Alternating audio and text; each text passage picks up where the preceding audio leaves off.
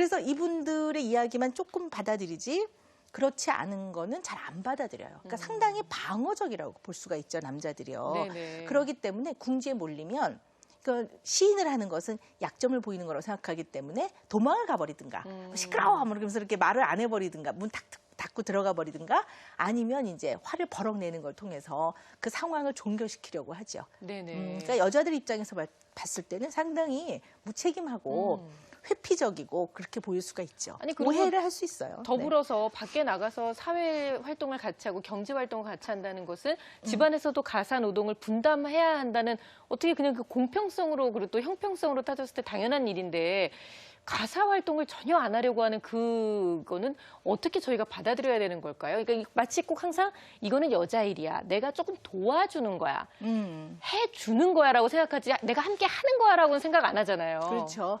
여자들은요. 남자들이 도와주는 게 사랑해주는 거라고 생각해요. 사랑하기 때문에 고통을 분담하고 네. 서로가 위로하고 나눈다고 생각을 하고요.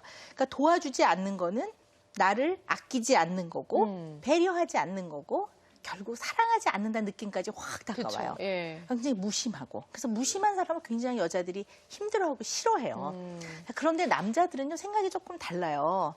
이제 밖에 나가서 활동을 하고 거기는 이제 전투 상황이라고 생각을 하는 거죠. 네. 싸워야 되고 이겨야 되고 지켜야 되고 그러다 집으로 들어오면 여기는 가장 안전한 안식처예요.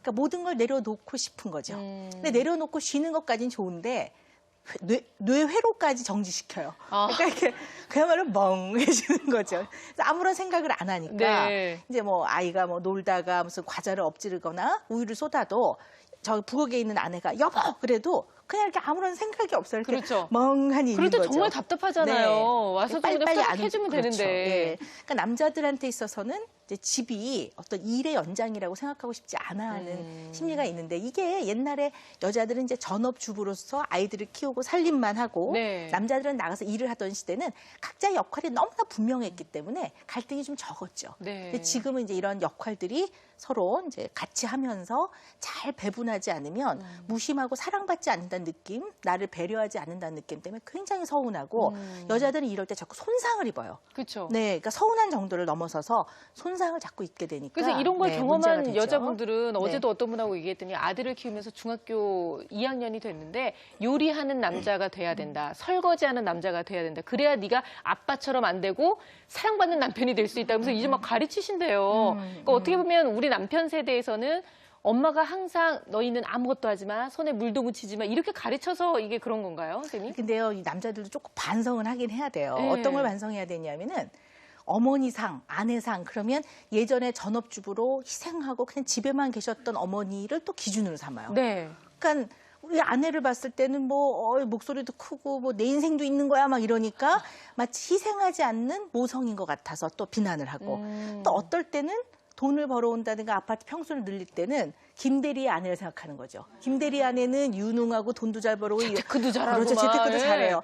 그러니까 잣대는 이리 됐다 저리 됐다. 그 여자들 입장에서는 아니 내가 슈퍼우먼이야 이렇게 되는 그렇죠. 거죠. 근데 사실은 시대가 바뀌면 그러한 어떤 기준들의 생각도 바뀌어야 되는데 그걸 따라가지 못하면 갈등이 많이 생기죠. 네. 아니면 밖에 나갔다 들어와서 집안에서 정말 편안하게 있고 싶은 남편의 마음도 너무 이해합니다만 뭐 일을 하시는 어머님들도 마찬가지고 전업주부인 어머님들도 마찬가지지만 우리도 좀 쉴 공간이 필요하잖아요. 그러니까 뭐 여자가 계속 할 수는 없는 노릇이고 자 이렇게 답답함을 갖고 계시는 우리 어머님들 방청객에 나와 계시는데 방청석에 계신 어머님 말씀 좀 한번 들어볼까요? 네. 예, 저희 남편도 그 화면 속의 남편분하고 크게 다르지 않은데요. 네.